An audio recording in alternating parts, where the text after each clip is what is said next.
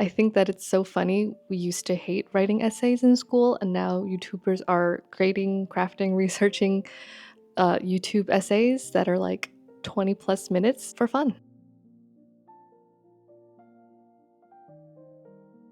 The idea of this video was inspired by the thumbnail of a Daniel Netzel video entitled How a Costume Designer Creates an Iconic Look. It's the perfect thumbnail, no notes. Because film is such a visual medium, costume design plays a huge part in telling the story. It can help establish the setting and time period. It also helps with characterization. Who are they? What do they want to convey to everyone else? What are their likes, dislikes? Changes in their costume or an evolution can signify the character's growth or current state. I could talk about costume design literally all day, but today I'm just going to be focusing on color and why it's so important to costume design and film. If you've taken any sort of creative class, chances are you've encountered color theory in some form or fashion. To overly simplify things, color theory is the study of color and how they interact with each other. So here is the color wheel.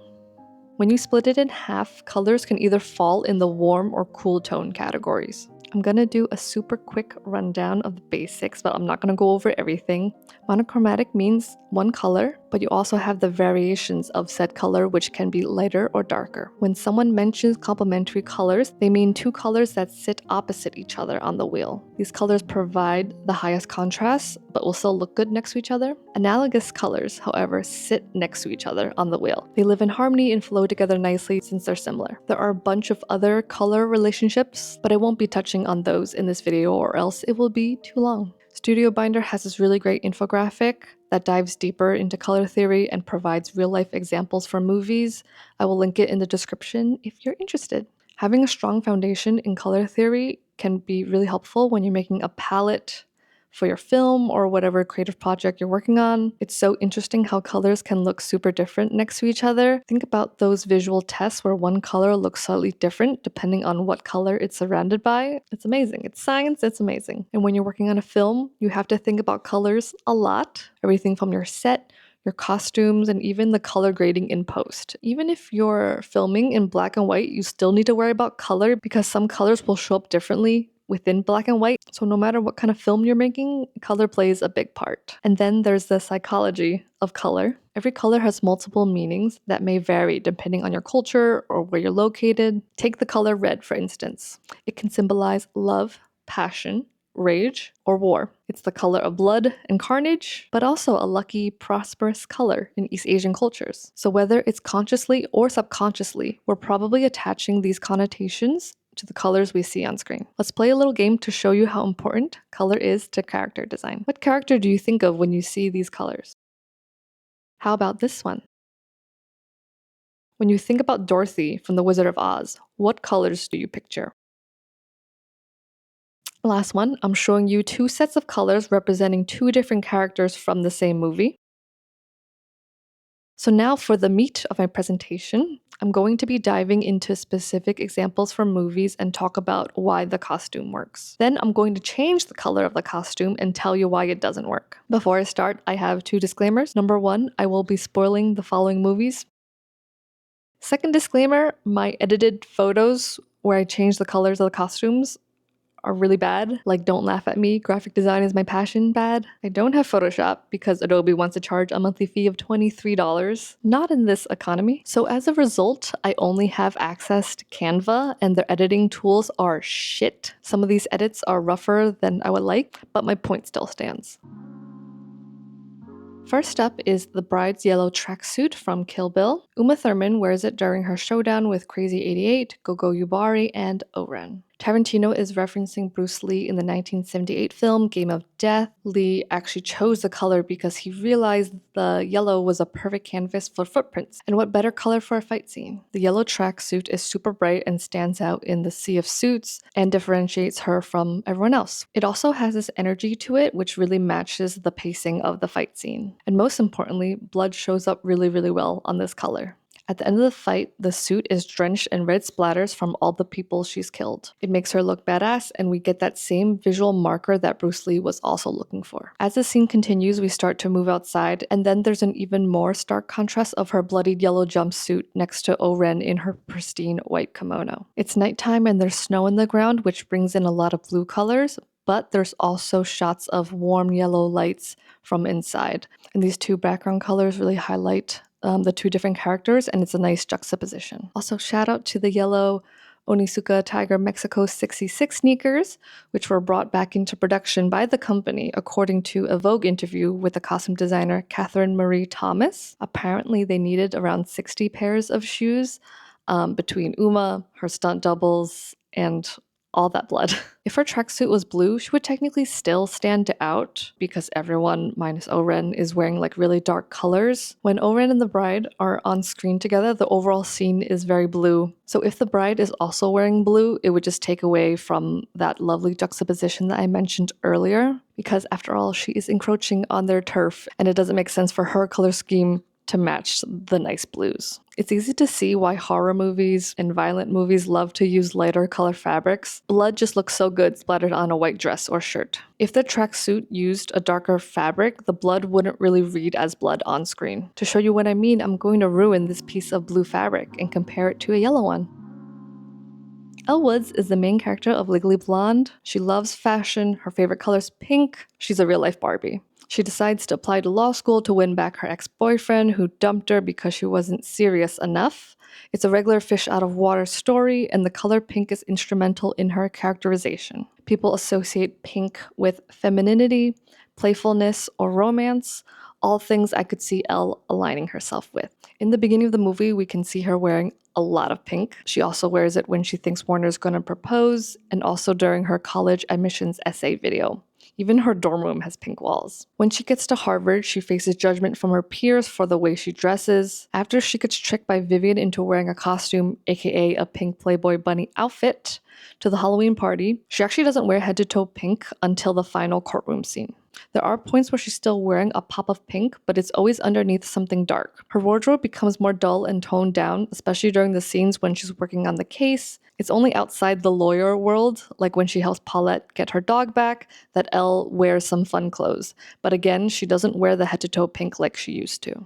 Until she goes back to her roots by wearing her signature color in the final scene. She's embracing herself despite society trying to box her into a stereotype. The best part is, she doesn't have to say any of this out loud. Her costume says it for her. Earlier in the movie, she has a line that goes, "Whoever said orange is the new pink was seriously disturbed." So obviously she wouldn't be wearing orange, especially not during a pivotal moment like this. Though she does wear an orange tank top when she's working out. Maybe she used it as workout gear so she could sweat in it and dirty it up and not care about it, because it was orange. In an Entertainment Weekly interview, the costume designer Sophie Carbonell said she needed to be like the super vibrant, alive version of Elle.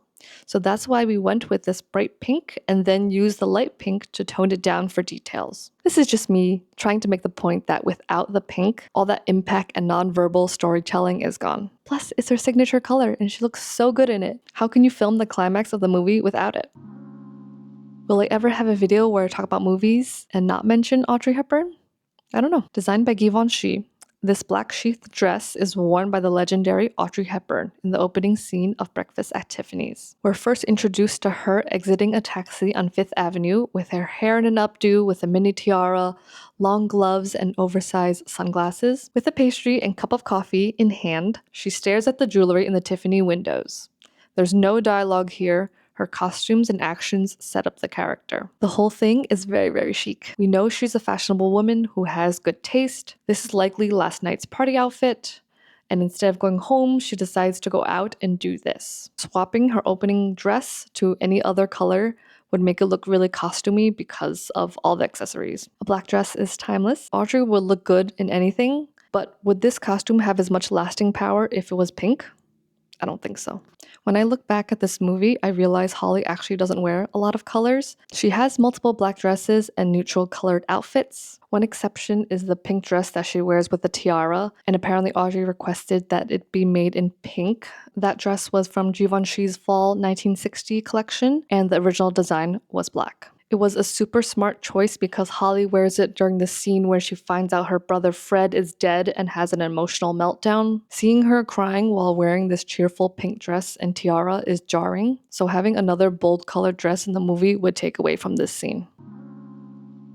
If you've never seen Gone with the Wind, I don't blame you, it's a long-ass movie. But the main character, Scarlett O'Hara, does wear some interesting outfits throughout the movie. Modern Girls has a really in-depth video on the progression of her outfits, and I'll link that below. The look that we'll be focusing on is the fancy evening gown that Scarlett wears during the birthday party scene. TLDR, it's Ashley's birthday, he and Scarlett have some history, but they're both married now to other people. They were seen embracing each other by her arch nemesis India, who goes and tells her husband, Rhett Butler, knowing the girlies will talk. She pretends to have a headache so she doesn't have to go to the party. Rhett calls her bluff and forces her to wear this dress that he picked out, and also tells her to slather on some rouge. Last minute, he throws her to the wolves and makes her attend the party alone. It's even worse because she's late and everyone is already singing happy birthday. Cut to a medium shot of her standing there in this dress, all alone and putting on a brave face. The women are instantly judgy, except for Melanie, who is married to Ashley, who comes to greet her and comments on how nice her dress is and then introduces her to the rest of the party. Here, the color red is like a giant neon sign for harlot. It just screams inappropriate, especially when you see that the rest of the guests are wearing more gentle, toned-down colors. With the ostentatious design of the dress, plus the color, it's a scandalous combination. This is Rhett's way of sending a very clear message to Scarlett, but everyone will think that it's Scarlett sending that message to everyone else. I also want to point out the old superstition that wearing red to a wedding meant that you slept with a groom. Generally, red is not a suggested color for weddings in general. This is another color swap that doesn't look bad, but it doesn't look as good as the original red. With red, you have lustful and evil connotations, but an orange gown would just make her look like a clown. The contrast of her dark hair, red lips, and the red gown is really striking. The more beautiful she looks in this dress, the worse it is because guests will think that she's dolling herself up to attract a married man. An orange gown just gives different vibes from the original red one. And I love that costume designer Walt Plunkett dresses Melanie in a light, toned-down blue to contrast with Scarlett's daring red. This dress lives in my mind rent-free. In Joe Wright's movie Atonement, Cecilia wears this dress for the family dinner. It's like a reunion dinner, and a lot happens this night. By the time in this movie, Robbie and Cecilia have already had their sexual tension moment near the fountain. The duo ends up alone in the library, and he apologized for writing her that dirty love letter. Confessions happen, and they end up making love right there in the library. Jacqueline Duran designed the costumes for this film, and she mentions that Joe Wright wanted this dress to be green, but he didn't specify what kind of green. He just said, quote, that the mood of the dress should be that it could remind the audience that it is the hottest day of the year. Green is also the color of jealousy, which we can link to Bryony's feelings of envy, which set off the series of terrible events. You could even argue that this green symbolizes Cecilia's feelings coming to the surface, since it's the most vivid color she's worn so far. Atonement's color palette, especially in the beginning, features a lot of natural hues like creams, browns, and greens. Their house is surrounded by greenery and nature. Introducing a foreign color like red doesn't work. In earlier scenes, she's wearing paler, neutral colors, and even her swimsuit is white. It doesn't feel like a dress Cecilia would have in her closet. Visually, the green fits in so well with the production design. It stands out against the browns of the library to the creams of the interior living room. They apparently had to make multiple versions of this dress in slightly different green colors for the separate scenes, which have all types of lighting. In the exterior shots, Cecilia stands out against the brick of the building, but also kind of fades away into the shrubbery in another angle. This is such a pivotal scene. It's the last time they see each other. A red dress would feel too cheesy for this tragic love story. When the police come to arrest Robbie, there's red light flooding the floor from the police car, and she's standing there in the green dress, kissing him one last time surrounded by that red light. If she was wearing a red dress, the scene would be missing that contrast. Unless you've been living under a rock, you would know that Princess Leia wears a white dress throughout A New Hope. I wanted to take a look at our three main human protagonists. They're all wearing lighter colors. Both Luke and Leia are wearing white/cream, which ties them together and tells the audience that they're our heroes. White for Luke could mean his innocence. He's young and hasn't explored much of the world yet. For Leia, white could mean austerity and also that she can afford to lounge around in white clothes and get them dirty because she's royalty. Han is wearing a black vest over his white shirt, showing that he has that scoundrel exterior, but deep down, he's a good guy. And then for our antagonist, Darth Vader, he's wearing head-to-toe black, which gives him that intimidating presence. At this point, you might be saying, what about the stormtroopers? They're also in white. First of all, their white is more stark because of the material. It's a more sterile type of white with a little bit of cool tone compared to Leia's softer, warmer, leaning fabrics. Second, for stormtroopers, the white could symbolize a sort of emptiness, the replaceable cogs in the Empire machine. Leia and Vader are on screen with each other early on in the movie. If all the dialogue was removed, you would still be able to distinguish what kind of characters they are. Imagine if Leia's dress on the movie poster was black, she would fade into the background. Vader has dibs on the darker, ominous color. So we gotta have our heroes in lighter colors to really hone in on the dark versus light, evil versus good themes for the audience to quickly grasp what kind of story this is. For my last trick, I'm going to be talking about Wong Kar-wai's In the Mood for Love. Maggie Cheung wears a lot of beautiful keipo, which is basically a Chinese dress that typically features a mandarin collar and frog closures in the chest area. It was hard choosing one to focus on since she wears a ton of interesting dresses. Our story here is that we have Mr. Chow and Mrs. Chan, who are neighbors. They're married, but not to each other. In fact, their spouses are cheating on them with each other. When they gradually get closer, they figure this out and start to rely on each other just to not feel lonely anymore, and feelings start to develop. It's a bittersweet, doomed love story. My favorite kind. Throughout the movie, red and green objects are prevalent in the set design. This is why I'm choosing to focus on the red qipao that Mrs. Chan wears in the hotel room. It only appears for a brief moment in the final cut of the film, but taking into account the color symbolization that Wong Kar-wai is so good at, there's still a lot we can glean from it. Red is literally everywhere in the hotel where they meet up. The hallway walls and curtains are red. Even the carpet and door of the interior guest rooms are red. It's no secret that red is being used here to symbolize passion and maybe temptation. Mrs. Chan wears solid red twice in this movie, and both of those scenes take place in this hotel. The solid red qipao is shown first. By this time, they know their spouses are cheating and in Japan together. He's looking directly at her while she's looking far away, and then she makes her way to the door. The whole scene moves in slow motion with Yumeji's theme playing in the background, which is a common motif that is used several times in this film. We see a bit of the red dress again when it cuts to a shot of them in the taxi on their way home, and even the taxi is half red and green. To avoid gossip, he gets off first so they're not seen together by their nosy neighbors. I also wanted to note that there's a bunch of deleted scenes that show the red dress in a different context compared to the final cut. Similar to Audrey Hepburn, Maggie Cheung could wear any color and look amazing. It's very hard to make her look bad. Red is so prominent in this story, it makes sense why they chose the color for the hotel scenes. It's an explosion of red, symbolizing the sexual tension surrounding them. In the Mood for Love isn't about pure passion, but also restraint. So the color red can also symbolize intense longing or even danger. Since this story is set in Hong Kong, we cannot forget the impact of Chinese culture and traditions. Red is a super lucky color in Chinese culture and is often seen at weddings and Lunar New Year celebrations. It also makes these scenes even more heartbreaking with the juxtaposition of the longing couple being suffocated by this joyous color. They have many opportunities to give in to their desires and they're surrounded by people having affairs. There's another scene where Mrs. Chan wears a green qipao in the hotel room, so it's not like she's limited to only wearing red in the hotel, but a blue dress wouldn't have the impact or intensity of the red, and it's even more important to have this high impact when your scene is brief and doesn't include any dialogue.